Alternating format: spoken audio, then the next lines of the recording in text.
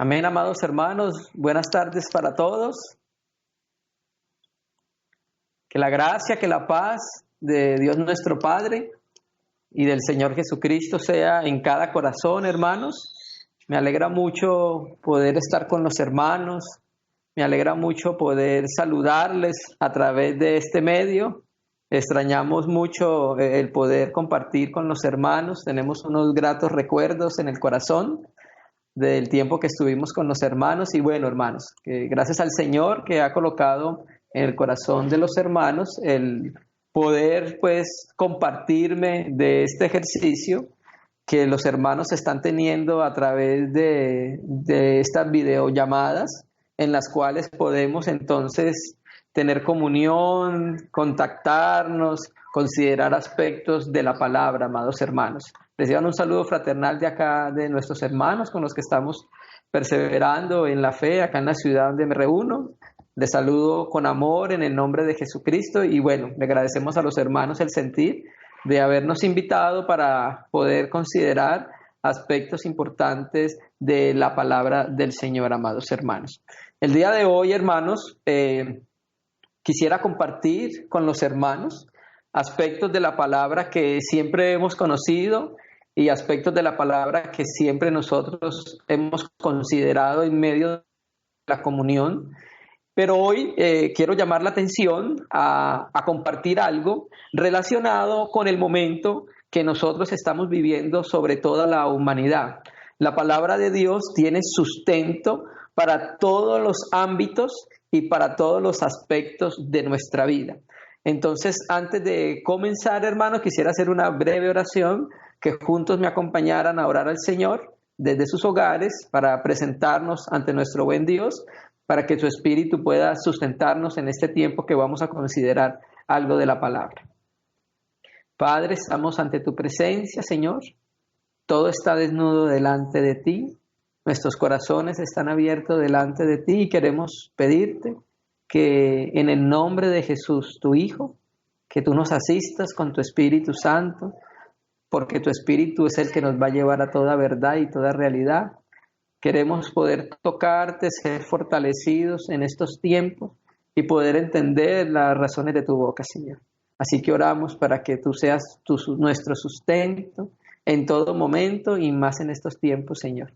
Necesitamos de ti, Señor. Necesitamos levantar nuestra mirada y necesitamos volvernos a ti. Así que encomendamos este tiempo precioso que vamos a estar con nuestros hermanos compartiendo la palabra del Señor. En el nombre de Jesús, amado Señor. Amén, amados hermanos. Hermanos, entonces, como veníamos diciéndole a los hermanos, ahora, en estos momentos, estamos viviendo un momento de crisis a nivel mundial. El mundo y la iglesia está pasando por una prueba muy difícil. Esto está trayendo mucho perjuicio muy grande a muchas naciones, pero también en medio de las naciones se encuentra la iglesia, que es parte del cuerpo de Cristo, y he sentido en mi corazón, hermanos, que nosotros como hijos de Dios debemos volvernos al Señor, volvernos a su palabra en este tiempo y debemos percibir por el Espíritu Santo aquellas voces, aquellas palabras, aquellas razones que Dios nos está demandando de cada uno de nosotros para poder llevarlo a cabo en este tiempo precisamente, hermano.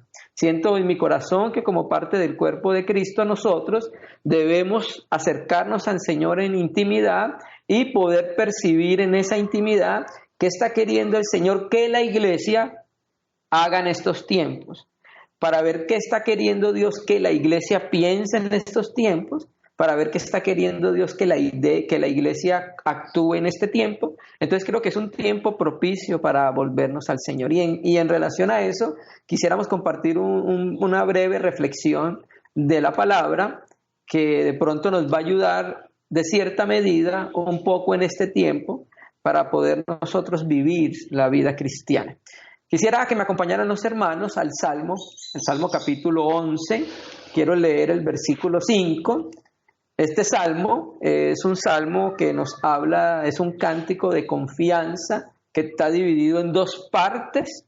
La primera que va del versículo 1 al 3, donde el salmista rechaza tajantemente a aquellas personas que le dicen que se aparte del Señor y de su templo, y la segunda parte que va del 4 al 7, que nos nos muestra la seguridad del salmista de que Dios es un juez justo, santo, y que le va a dar su pago al malvado y va a proteger al justo.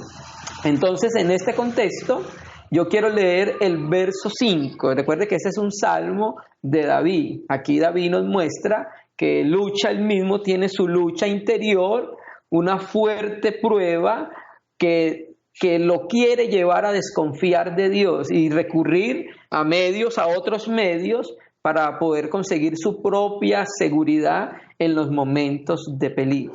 Entonces, en este contexto quiero leer el Salmo 11, versículo 5, dice: Yahvé prueba al justo, pero al malo y al que ama la violencia, su alma los aborrece.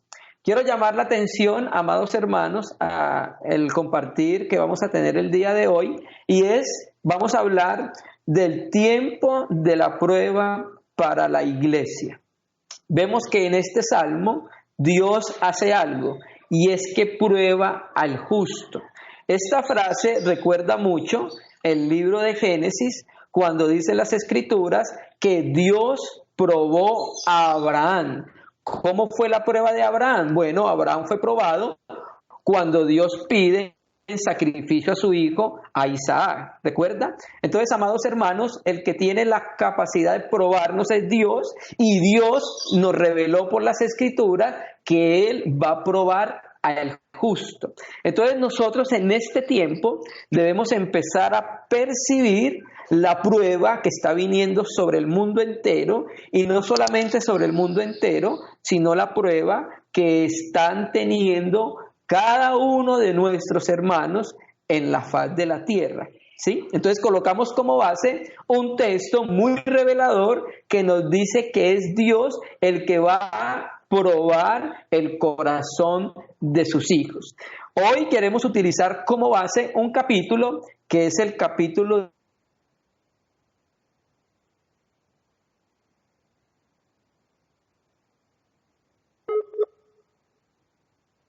Quiero basarme, amados hermanos, en 1 Corintios 10, donde vamos a traer como ejemplo una historia que el apóstol Pablo nos presenta de la historia de Israel caminando por el desierto. Entonces vamos a leer el capítulo 10 de 1 Corintios. Vamos a leerlo de corrido porque quiero llegar a un texto bien particular donde vamos a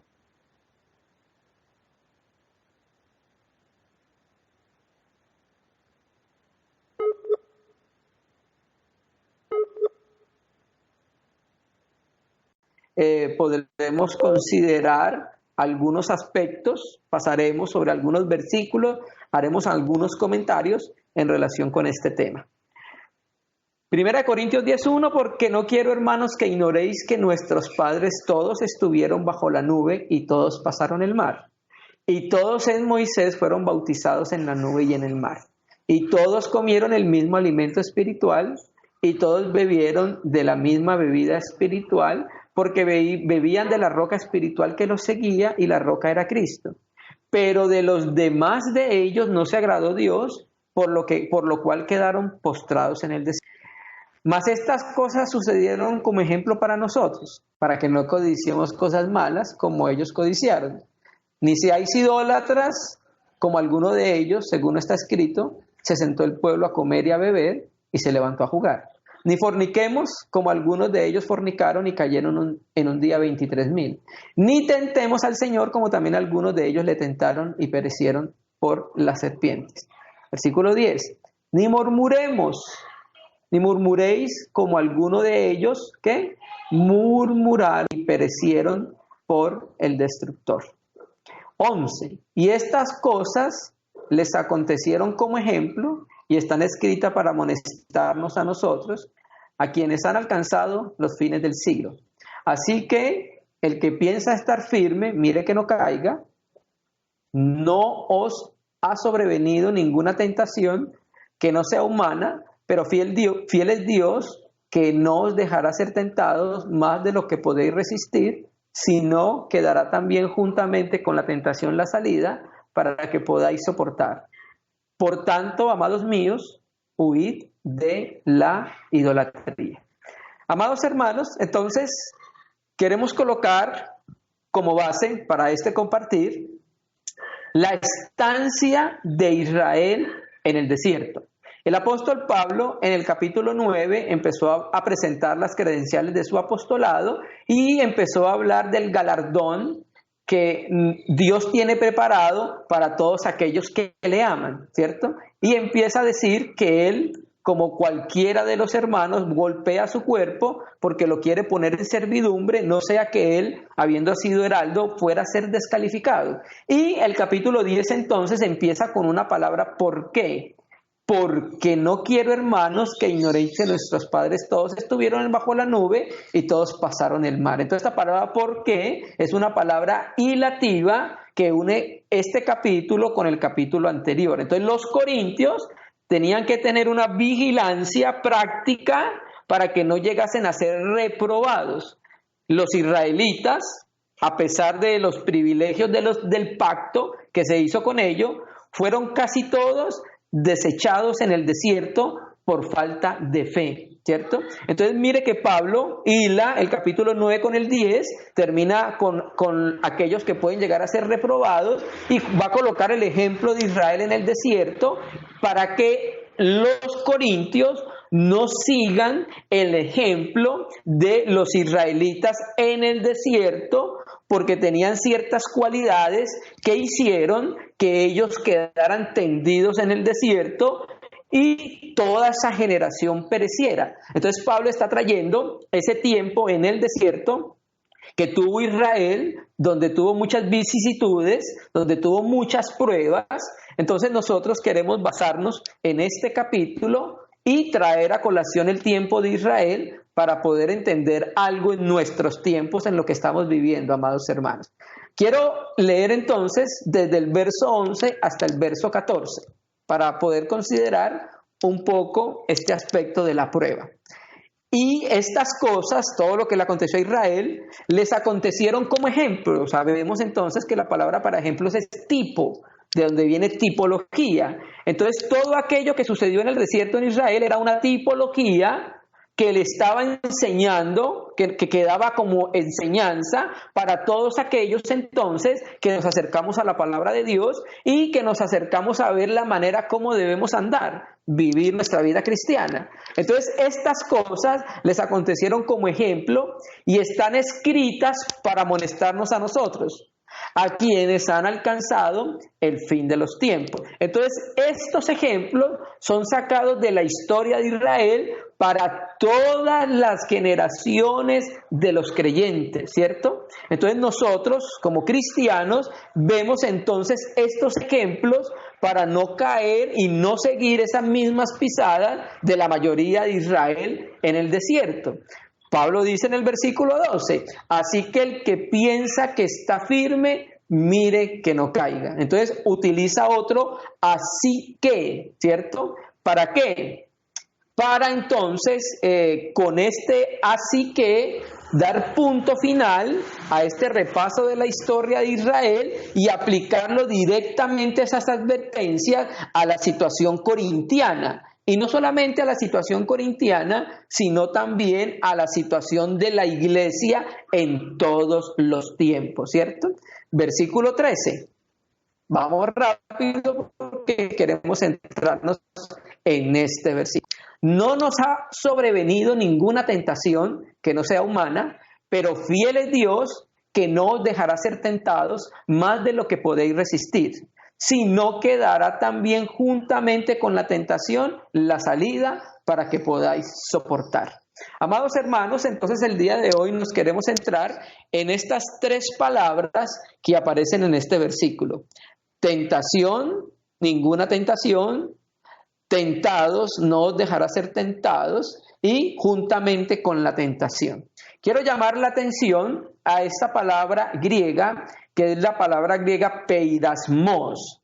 Samuel Pérez Millo, en su comentario exegético al texto griego del Nuevo Testamento, en Santiago, dice que esta palabra peirasmos se traduce tanto como pruebas como tentación. Actualmente el sentido de tentación se refiere a dificultades y conflictos surgidos en el interior de la persona, mientras que las pruebas son esas dificultades provenientes del exterior. Así lo dice Samuel Pérez Millo, y de la misma manera Gordon Fee, en su libro de comentario de 1 Corintios, dice lo mismo, ¿cierto? Entonces quiero leer este texto desde la Biblia textual, que donde dice tentación en las 3 partes, nos traduce prueba. No os ha sobrevenido ninguna prueba que no sea humana, pero fiel es Dios, quien no os dejará ser probados más de lo que podéis, antes bien, juntamente con la prueba, proveerá también la salida para que podáis soportar, amados hermanos. Entonces, como lo dijimos al principio, queremos hablar del tiempo de la prueba para la iglesia.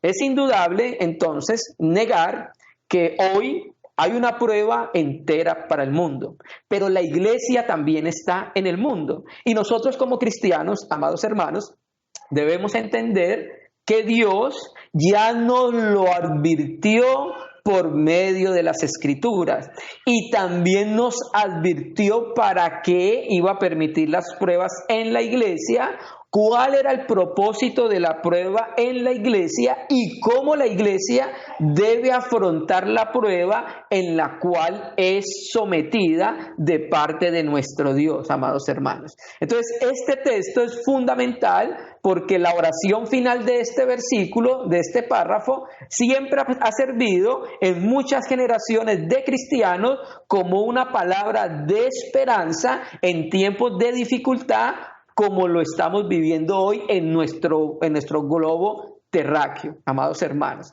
Entonces, este texto va a ser muy importante porque nos enseña, primero queremos entender la función de este versículo.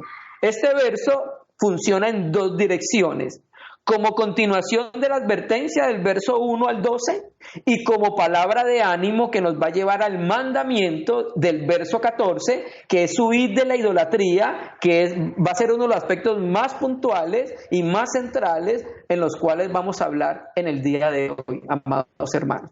Entonces, no os ha sobrevenido ninguna prueba que no sea humana, pero fiel es Dios, que no os dejará ser probado más de lo que podéis, antes bien, juntamente con la prueba, proveerá también la salida para que podáis soportar. Entonces, aquí en este versículo vamos a ver nosotros la fidelidad de Dios en medio de la prueba. Vamos a ver cómo el Dios que es fiel, que ya lo dijo en el capítulo 1, verso 9, 1 Corintios, que Dios será fiel. Vamos a ver cómo actúa Dios en medio de la prueba para con su iglesia, cómo debe actuar la iglesia en medio de la prueba para con Dios y para con el mundo. Entonces, primero empieza diciéndonos: no os ha sobrevenido ninguna prueba que no sea humana. O sea, lo que trata de decir el apóstol Pablo es que es una prueba común al género humano. O sea, la prueba que está viviendo la iglesia no es una prueba especial, por decirlo así, sino que es una prueba que le viene a toda la raza humana. Y sigue diciendo el versículo que no nos ha venido ninguna prueba que no sea humana, pero Dios es fiel. Miren lo que dice acá. Entonces, esta palabra con la que se adjetiva Dios es fiel. Si el cristiano no interviene con su vida caída, con su carnalidad, Dios va a responder a las súplicas de la fe y va a utilizar los recursos que Él tiene a disposición del creyente mientras que el creyente es probado. O sea, Dios permite que el creyente entre en la prueba, pero en medio de la prueba Dios va a disponer de recursos para que el cristiano pueda echar mano en medio de la prueba o incluso en medio de la tentación. Pero queremos hacer más énfasis de peirasmos con la palabra prueba, ¿cierto? Además, amados hermanos, este versículo nos enseña que Dios, en la tercera parte, Dios es fiel, quien no dejará ser probado más de lo que podéis. Entonces aquí este versículo nos muestra que el mismo Dios sabe dosificar la prueba para que no pase más allá de las fuerzas que Él mismo nos concede. Entonces, una de las razones por las cuales Dios dosifica la prueba es para que cada uno de nosotros los cristianos podamos echar delante de nuestro Señor toda nuestra ansiedad, sabiendo que Él tiene cuidado de nosotros. Pero eso solo lo vamos a experimentar en medio de la prueba. Y también sigue diciendo el texto, también dará juntamente con la prueba, ¿qué va a ser? La salida. Entonces la prueba, pareciera entonces que la prueba hay veces, amados santos, nos cercara del todo, pero no es así. Dios mismo ha provisto la salida. Dios mismo provee la salida del cerco de la prueba. Esta palabra, quiero llamar la atención a la palabra griega donde dice salida. Es la palabra griega basis. Es una palabra compuesta fuera y basis, que significa salida, significando con esto un movimiento hacia afuera. Es parecido al término éxodos, que significa salida, ¿cierto? Entonces, este texto, recuerde que estamos relacionándolo con Israel en el desierto, ¿cierto? Y Israel en el desierto hubo un momento en que se hallaban cercados por los egipcios. Tenían al frente el mar y tenían atrás los egipcios. No tenía salida, no tenía liberación posible. Pero Dios, que es fiel, les señaló el camino a través del mar. O sea, les dio la salida a la prueba que tenían delante de sus ojos, ¿cierto? Entonces Dios mismo es el que provee la salida, pero cuando ejercemos fe en Él y dejamos que Él actúe en medio de la prueba que nosotros estamos viviendo. Entonces,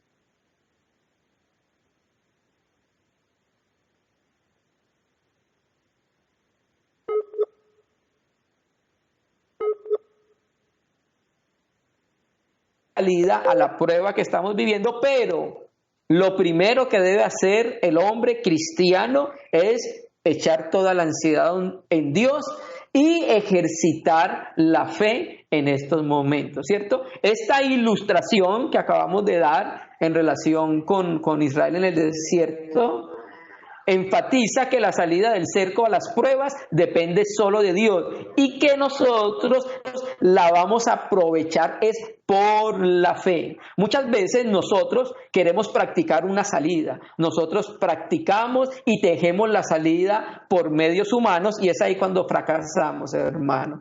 Dios, el que nos puso en prueba, Dios mismo va a darnos la salida. Ahora, esta palabra ekbaxis también nos habla de que no significa salida inmediata, ¿cierto? Dios nos dijo que iba a salir, pero muchas veces cuando salimos de esa prueba es cuando se cumplió lo que Dios quería que se cumpliera al permitir la prueba. Se forjó algo en el corazón del cristiano, el cristiano pudo percibir en su interior, en su espíritu y aprender qué quería Dios enseñarle en este momento. Entonces por eso me llama la atención la palabra griega ekbasis,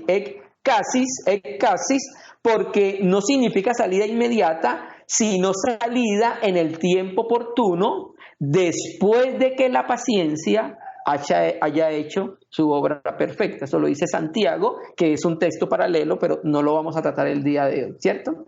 Así que entonces, el punto de Pablo aquí es que en las pruebas humanas podemos esperar el auxilio divino.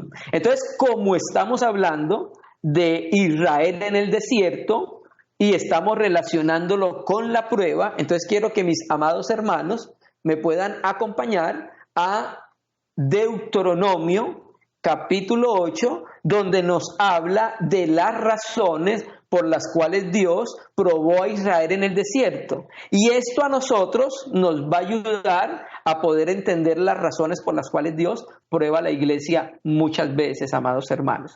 Deuteronomio capítulo 8. Recuerde entonces que Israel es una muy clara simbología, por decirlo así, de lo que es la iglesia ahora en el Nuevo Testamento. Las experiencias de Israel son las experiencias de la iglesia. Israel comió el cordero pascual, nosotros comimos el cordero pascual, las casas de los israelitas fueron untadas con sangre, nosotros fuimos limpiados con la sangre del cordero, y después también en ciertos momentos de nuestra vida tenemos jornadas en el desierto, que fueron las 42 jornadas que vivió el pueblo de Israel. Entonces vamos a utilizar Deuteronomio 8 como base y vamos a mirar qué podemos aprender nosotros en esta dispensación del Nuevo Testamento. Dios, ¿por qué va a probar la iglesia? Dios tiene un propósito cuando tiene una prueba con el mundo, que es la ira de Dios para el mundo, pero también tiene una prueba para con la iglesia. El propósito de Dios para con el mundo es salvar personas. A través de esta prueba, Dios busca que los corazones de la raza humana se vuelvan a Él, puedan levantar la mirada al cielo y puedan reconocer que hay un Dios que creó todas las cosas y que envió a su Hijo Jesucristo a salvar a las personas de irse para el infierno, ¿cierto? Entonces el propósito de las pruebas para el mundo es que Dios quiere salvar personas del infierno, quiere salvar personas del engaño de pecado, quiere salvar personas de sí mismo. Pero el propósito para la iglesia es un propósito de amor, es un propósito de perfeccionamiento, porque eso nos lo enseñó claramente el apóstol Pablo cuando dijo que el poder de Dios se iba a perfeccionar, era solamente en un ambiente, en sus debilidades. Y es en ese periodo de prueba, en esas debilidades, donde va a reposar fuertemente el poder de nuestro Dios, hermano. Amén. Entonces vamos a leer Deuteronomio 8, no lo vamos a leer todo, vamos a leer algunos cuantos versos que nos van a hablar de este principio que estamos considerando el día de hoy, amados hermanos.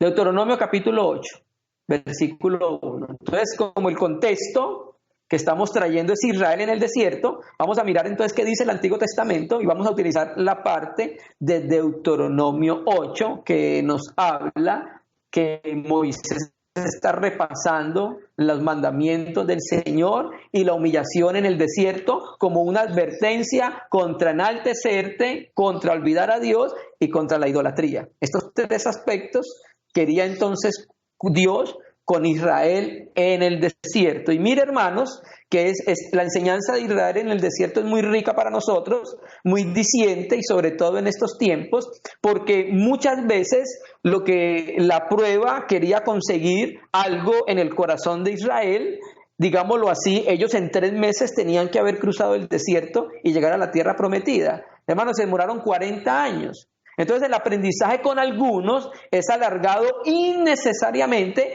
porque se fracasa en el examen de esa prueba, ¿cierto?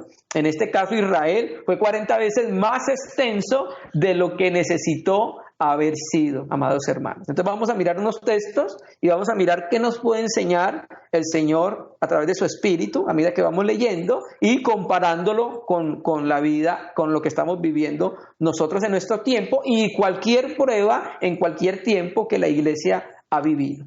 Deuteronomio 8:1.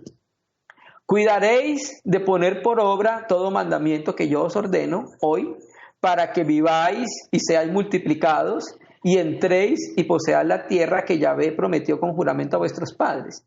Y te acordarás de todo el camino por donde Yahvé te ha traído, por donde te ha traído Yahvé tu Dios, estos 40 años en el desierto, para afligirte, para probarte, para saber lo que había en tu corazón, si habías de guardar o no sus mandamientos. Entonces, este es un mandamiento previo a que Israel entrara a tomar la tierra prometida. Y sabemos nosotros que la tierra prometida, tipológicamente o simbológicamente, nos está hablando de la plenitud de la herencia que nosotros tenemos en Jesucristo. El mismo Deuteronomio 11 nos habla, y el mismo 8, de las riquezas que tenía esta tierra. Y Deuteronomio 11 dice que era una tierra en la cual los ojos de Yahvé estaban desde el principio del año hasta el fin del año. Era algo muy rico esa tierra, y esas riquezas representan las riquezas de la herencia que nosotros tenemos en nuestro Señor Jesucristo. Además, la tierra era una de las promesas fundamentales hecho en el pacto abrámico, que Dios le prometió la tierra por heredad a Israel, amados hermanos. Entonces, Dios establece una base antes de que Israel entrara a poseer la tierra prometida, para que no se olvidara de Dios, para que no se enalteciera y para que no se volviera idólatra como fueron los habitantes que estaban en la tierra a la cual ellos iban a entrar, ¿cierto? Entonces miremos que acá nos dice que ellos tenían que acordarse de todo el camino por donde Yahvé lo había traído estos 40 años en el desierto, hermanos. Generalmente cuando vemos la Biblia, la palabra desierto generalmente significa un tiempo de aflicción, significa generalmente un tiempo de prueba, y muchas veces Dios nos lleva por el desierto para probarnos. Y el Hijo de Dios, nuestro amado Señor Jesucristo, no estuvo exento de eso. ¿Por qué? No lo dicen las Escrituras en Mateo y en Lucas 3, y en Mateo 4, que el Espíritu Santo guió a Jesucristo, lo guió al desierto, dice el texto, y Jesús, lleno del Espíritu Santo, volvió del Jordán y fue llevado. La Biblia Bover Cantera traduce, fue impulsado al desierto. ¿Por quién? Por el Espíritu Santo. Entonces, amados hermanos, estamos viendo que en ese lugar Dios lleva a sus hijos donde los va a probar. Y el Señor Jesucristo fue probado en ese tiempo de 40 días y 40 noches que estuvo en el desierto. De la misma manera, Israel en el desierto también fue probado. Aquí lo dice. Y te acordarás de todo el camino por donde te ha traído Yahvé tu Dios estos 40 años en el desierto para afligirte y para probarte. ¿Sí? Hermano, Dios sabe lo que hay en nuestros corazones. ¿Quién más que el Señor para conocer qué hay en el interior de nuestro corazón?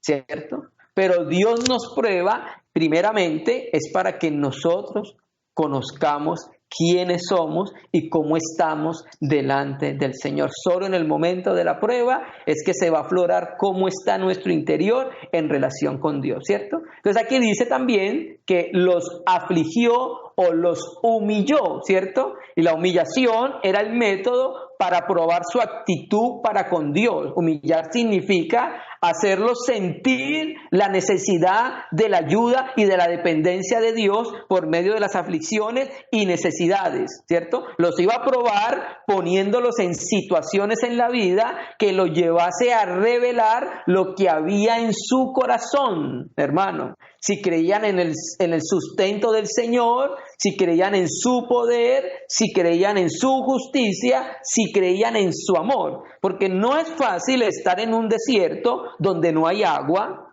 No era fácil estar en un desierto donde no podías cazar, estar en un desierto donde no podías cosechar, no podías sembrar, no podías regar. No era fácil estar en ese tiempo. Israel venía de vivir en casas en Egipto, ¿cierto? Vivía de hacer sus comidas, vivía una vida seminormal porque eran esclavos. Entonces ahora se van al desierto, un lugar donde verdaderamente va a manifestar quiénes son ellos, ¿cierto? Entonces vemos cómo Dios prepara este lugar y debemos entenderlo desde el punto de vista del Nuevo Testamento.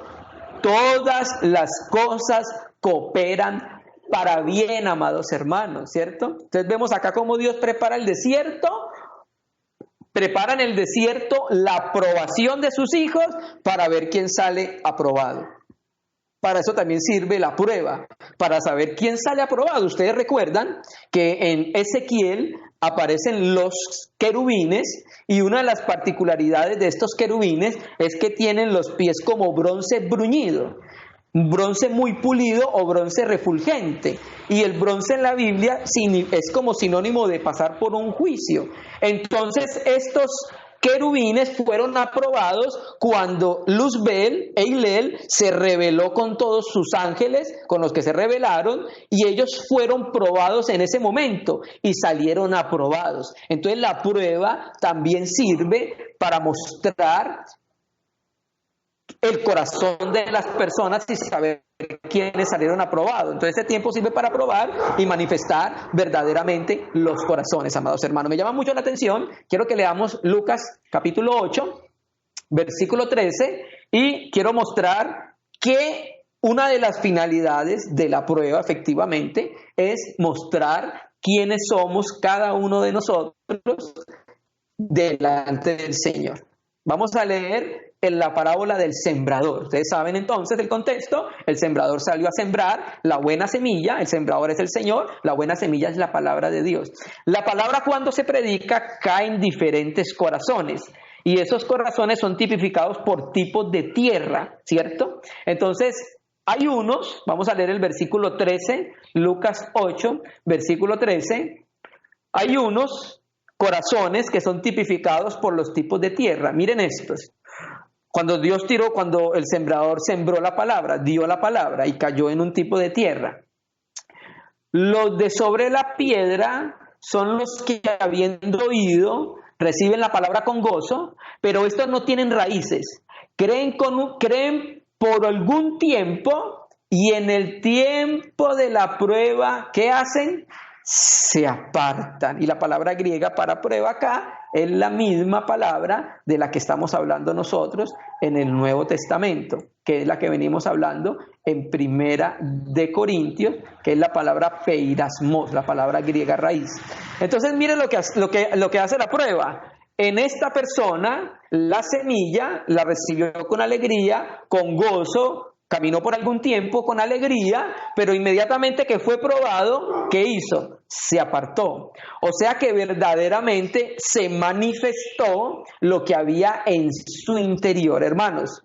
Solamente nosotros podemos llegar a conocer realmente, escúchenme hermanos, lo que está en nuestros corazones cuando somos probados y cuando somos afligidos. Cuando pasamos por el desierto, cuando pasamos por momentos difíciles, en esos momentos se revela la verdadera condición de nuestra vida, amados hermanos, ¿cierto? Entonces, Dios nos lleva al desierto y lleva al desierto a Israel y nos prueba y prueba a Israel, porque lo que estamos viviendo ahorita es una prueba tremenda también para la iglesia.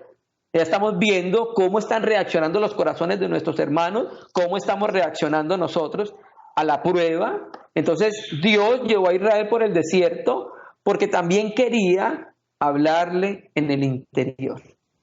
Te acordarás de todo el tiempo por donde ha traído Yahvé tu Dios estos 40 años en el desierto. Vamos a leer Oseas, capítulo 2, versículo 14. Conocemos el contexto de Oseas, de Dios quería enseñarle algo a Israel por medio de la experiencia que tiene Oseas, que le dice Dios a Oseas que se vaya y se case con una mujer amada de su compañero. Este ejercicio que Dios le permite a Oseas era para mostrar la infidelidad de Dios, de Israel para con Dios, y mostrar cómo Dios, a pesar de la infidelidad de Israel, él se mantenía fiel. De la misma manera que Oseas se mantenía fiel a su esposa en medio de la infidelidad de esta. Los comentaristas dicen que el primer hijo era de Oseas, pero los 2 segundos hijos o hijas no eran del profeta.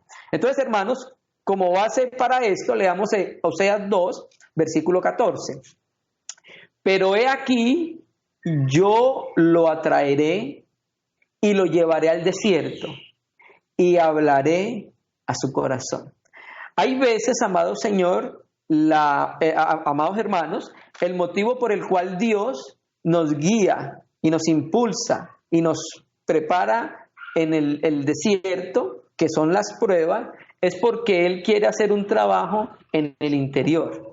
Es porque Él quiere hacer un trabajo en lo más profundo del corazón.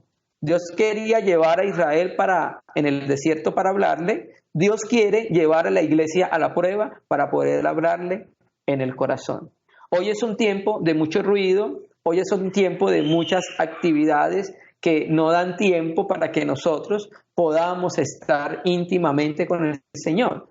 Y eso lo aprendemos del propio Señor. El propio Señor, muchas veces estando con los discípulos, se apartaba de ellos para estar en el secreto con el Señor. El Señor Jesús, en medio de su desierto, de su prueba que estaba viviendo, también se apartaba para hablar con su Padre en su corazón.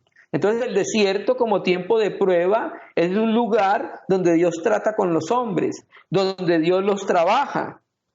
El tiempo de prueba en el desierto es un tiempo donde Dios hace una obra transformadora en el corazón de su pueblo, produce un avance en el corazón de la iglesia, produce una transformación espiritual en el corazón de la iglesia. Por eso es muy importante, amados santos, que cada uno de nosotros pueda percibir la intención de Dios al permitirnos estar por esta prueba. Si no hay avance después de ella, si no hay un grado de maduración, si no hay un grado de reconocimiento de nuestros pecados, si no hay un grado de reconocimiento que necesitamos acercarnos más a Dios, yo creo que el cristiano no ha percibido la razón por la cual Dios ha permitido una prueba para el mundo y para la iglesia. Pasemos nuevamente a Deuteronomio capítulo 8, versículo 3. Deuteronomio 8, versículo 3. Dice: y te afligió y te hizo tener hambre. ¿Quién hizo? Dios. Dios te afligió, Dios te hizo tener hambre, pero también te sustentó con maná, comida que no conocías tú ni tus padres la habían conocido, para hacerte saber que no solo de pan vivirá el hombre. Mire, muy importante esta palabra. Para hacerte saber, para eso lo llevó al desierto, para eso lo afligió, para eso permitió que tuviera hambre, luego le dio maná, comida que ellos no conocían, ni tus padres conocían, para hacerte saber que no solo de pan vivirá el hombre, mas de todo lo que sale de la boca de Yahvé vivirá el hombre. Recuerda que ese versículo es utilizado por el Señor Jesucristo en la tentación, en Mateo 4 y en Lucas 4. Entonces, con este alimento, que era desconocido completamente para los israelitas, que el hombre Israel iba a aprender a entender que el poder para el sustento de su vida no descansaba únicamente en el pan que ellos comían en Egipto. El poder para sustentar a Israel en el desierto descansaba en Dios. ¿Por qué, amados hermanos? Porque aquí Dios les dio pan que vino del cielo atmosférico y iba a ayudar a la vida física de Israel para que pudieran caminar, tuvieran fuerza en el desierto para poder caminar, ¿cierto? Entonces nosotros, Israel y nosotros, debemos aprender que no solamente íbamos a vivir de lo que producimos con nuestras manos, de lo que produce la tierra, sino que vamos a vivir de toda palabra que sale de la boca de Dios. Entonces, ¿qué es toda palabra que sale de la boca de Dios? Uno, aprender a que nuestro sustento está en Dios, en lo que Él dice. Aquello que sale de la boca de Dios es su voluntad revelada para preservar nuestra vida en todos los sentidos. Entonces tenemos que aprender, Israel tenía que aprender, nosotros tenemos que aprender a confiar en la sustentadora palabra de Dios. Dios se encarga del sustento de nuestra vida. Dios le mostró a Israel que lo podía sostener en medio de situaciones extraordinarias y situaciones de escasez. Estamos hablando del desierto. No es lo mismo que vivir en una ciudad, amados hermanos. Incluso sin las provisiones de comida comunes. Entonces Israel tenía que aprender con estas señales a ejercer fe en la poderosa y sustentadora palabra de Dios y en su voluntad. Dios quería enseñarle lo fundamental a Israel y Dios quiere enseñar lo fundamental a la iglesia en medio de este desierto, en medio de esta prueba. Dios, amados hermanos, es el que sustenta nuestra vida a través de su palabra. Israel debía aprender la lección que Dios quería entregarle. La iglesia, nosotros como parte del cuerpo de Cristo, debemos aprender lo que Dios quiere enseñarnos a través de estar en este desierto y de estar en esta prueba, hermano. Y lastimosamente, muchas veces para poder nosotros responder a al poder sustentador de Dios con fe, debemos pasar por pruebas. Al pasar por las pruebas, conocemos el poder sustentador todo suficiente de Dios a través de su palabra. Israel y nosotros deberíamos aprender que Dios es fiel para sustentarnos en medio de la prueba, en medio del desierto. Les demuestro cómo Dios fue fiel para con Israel. Le dio comida, maná. Agua en el desierto donde no había. Les dio sombra a través de la nube de día para que el sol no les hiciera daño. Les dio luz de noche para alumbrarles el camino por donde iban a ir. Les dio vestidura donde ellos no podían hacerla en el desierto. Les dio, sus pies no se hincharon de tanto caminar. La generación siguiente, la primera generación después de los que murieron en el desierto, aprendió a vivir en parte, a ser sustentados por la palabra de Dios a través de la fe. Entonces estas pruebas, lo que quiere Dios es llevarnos a que podamos caminar en una esfera un poco más espiritual y dejemos de caminar en una esfera tan natural como muchos de nosotros lo estamos haciendo, hermano. Esto es un llamado de atención de Dios para cada uno de nosotros. Entonces Dios sustenta a Israel con maná, un alimento que nadie conocía, ¿cierto? Lo que significaba por Dios afligir a Israel queda ilustrado en referencia a esta extraordinaria provisión para todas las necesidades durante los 40 años y particularmente por medio del maná. Entonces la aflicción a Israel consistía en la privación de los deleites de Egipto, de la comida de Egipto, del sustento de Egipto y después en la provisión de alimento sobrenatural, el pan del cielo. Cuando Israel recibe este pan, lo obliga a Dios a que ellos reconozcan la dependencia de Dios, hermano. Pero también hay una particularidad, y con esto hablamos que Dios mismo dará la salida. Cuando Israel llega a la tierra prometida, en Josué capítulo 5, versos 11 y 12, apenas comen del fruto de la tierra, inmediatamente cesa el maná, amados hermanos. Dios da la salida, pero en el tiempo de Él, ¿cierto? Ya entonces no tenían que vivir por fe para la tierra prometida, sino que ya estaban en la realidad. Entonces, cuando estaban en la realidad, Dios cesa el maná, amados hermanos. Versículo 4. Tu vestido nunca se envejeció sobre ti, ni el pie se te ha hinchado en estos 40 años, amados hermanos. Entonces, estas ropas al fin afirman algo más que el calzado y más que el calzado y más que el sustento para nuestro cuerpo. Porque, amados hermanos, Dios siempre le dio el sustento en todos los ámbitos de las personas en Israel. Integralmente lo sustentó de todas las maneras posibles, amados hermanos. Y quiero terminar este aspecto pasando al versículo 15, porque no queremos leerlo todo porque se hace largo. Pasemos al versículo 15, amados hermanos. Dios quiere en este tiempo que tengamos frutos de la experiencia de la vida en el desierto. Eso es lo que está queriendo nuestro amado Señor Jesucristo, que aquellas cosas que sabemos de la palabra pueda ser el momento preciso y precioso para poder llevarlas a una realidad. Deuteronomio 8:15, que te hizo caminar por el desierto grande y espantoso. Mire cómo es el desierto, mire las características: grande, espantoso, lleno de serpientes ardientes y de escorpiones. Eso en la Biblia tipifica las potestades, ¿cierto? Y de sed donde no había agua. Ese es el desierto. Pero mire lo que hizo Dios: te sacó agua de la roca del pedernal, o sea, lo sustentó en un ambiente inhóspito y de una manera extraordinaria, portentosa y poderosa. ¿No cree que Dios lo puede seguir haciendo? Amén. El que te sustentó con maná en el desierto, comida que tus padres no habían conocido, afligiéndote y probándote. Pero mire cómo termina el texto. O sea, ¿cuál es la finalidad de la prueba? Para la postre, a lo último, al final, hacerte bien, ¿cierto? Entonces, no solamente hacer bien desde el punto de vista material, porque ya vimos que materialmente lo dio, sino desde el punto de vista de maduración de Israel. Lo mismo desde el punto de vista de maduración para la iglesia a través de tener fe en su palabra, hermano. Entonces, a través de esta humillación y súplicas que el Señor se dirige a su pueblo, una bendición final, hermano. Entonces, Dios se tornará cada vez más real para el cristiano,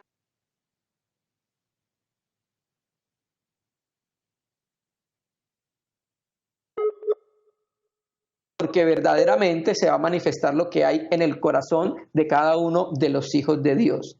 Dios hoy no solamente está tratando con el mundo, amados hermanos. Dios está tratando con la iglesia. Lastimosamente, parte de la iglesia está viviendo amando al mundo y las cosas del mundo. Parte de la iglesia cree que su seguridad física y material está en el mundo.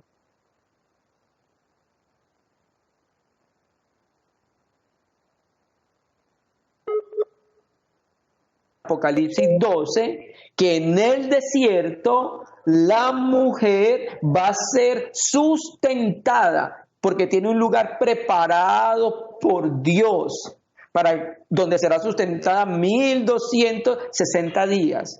1260 días Elías fue sustentado en el tiempo de la sequía de Israel, 3 años y medio. Y Dios fue el que sustentó a Elías, el tisbita, en ese tiempo de prueba y de juicio para el mundo. Porque una cosa es la ira de Dios para el mundo y una cosa es la prueba para la iglesia.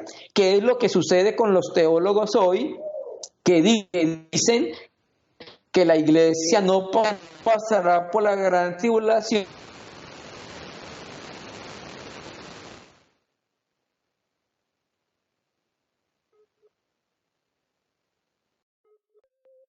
Es probada, amados hermanos. Quiero terminar con la exhortación final. Deuteronomio 8, versículo 19. Entonces, Dios quería, a través de esto, como lo dice los versículos iniciales, que Israel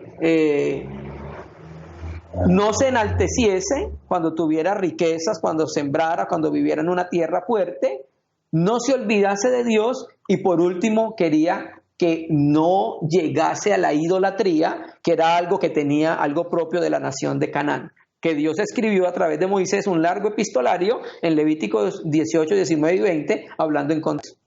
Entonces miren la exhortación final de Moisés. 8:19 de Deuteronomio. Mas si llegares a olvidarte de Yahvé tu Dios y anduvieres en pos de dioses ajenos y les sirvieres a ellos y te inclinares, yo lo afirmo hoy contra vosotros, que de cierto pereceréis. Miren lo que dice entonces acá. Dios también quería con eso enseñarle a Israel que solamente existía un solo Dios, sustentador, proveedor, cuidador, guardador, dador de la vida. Entonces aquí lo que le dice Dios, cuando le dice anduvieses en pos de dioses ajenos, se está refiriendo entonces a la idolatría, que es ahí cuando conectamos 1 Corintios 14, versículo 14. Recuerda que leímos 1 Corintios 10, versículo 1 hasta el 13. Ahora vamos a leer el 14, que concuerda también con la misma exhortación de Moisés.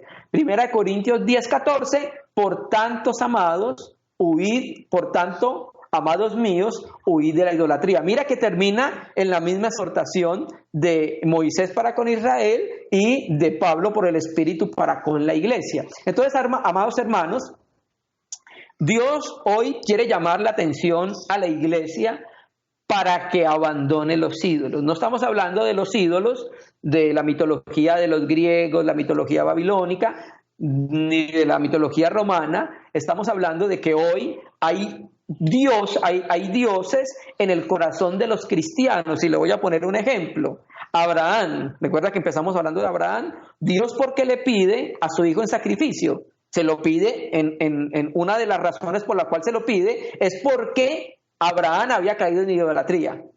En su corazón, el primer lugar ya no era para Dios, ya lo tenía Isaac. Entonces Dios tiene que derrumbar esos ídolos. Entonces los ídolos son destructivos para la familia, para la iglesia.